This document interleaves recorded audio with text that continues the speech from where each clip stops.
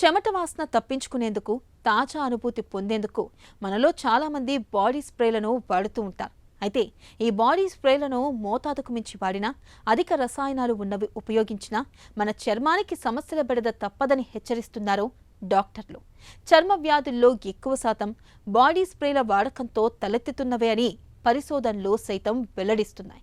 ఈ నేపథ్యంలో బాడీ స్ప్రేల వాడకంలో ఎలాంటి జాగ్రత్తలు అవసరమో ఇప్పుడు తెలుసుకుందాం.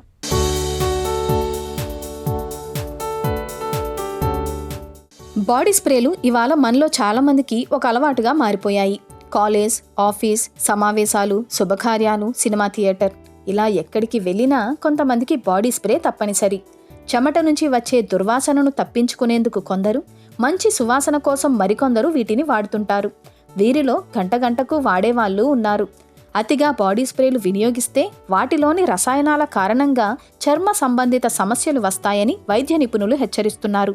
బాడీ స్ప్రేలలో బ్యాక్టీరియాను తగ్గించే triclosan, propylene glycol, quaternary ammonium compound వంటి యాంటీబయాటిక్ ఏజెంట్లు అనేకం ఉంటాయి.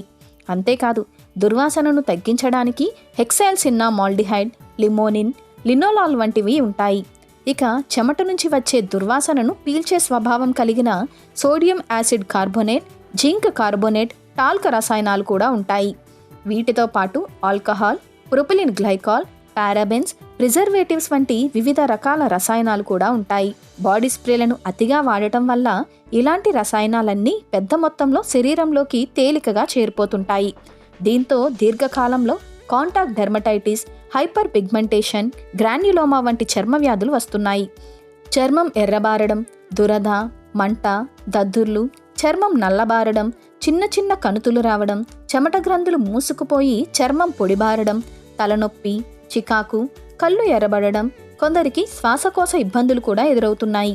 ఈ నేపథ్యంలో బాడీ స్ప్రేలు వాడుతున్నప్పుడు రసాయనాలు ఎక్కువగా లేనివి ఎంపిక చేసుకొని వాడుకోవాలి.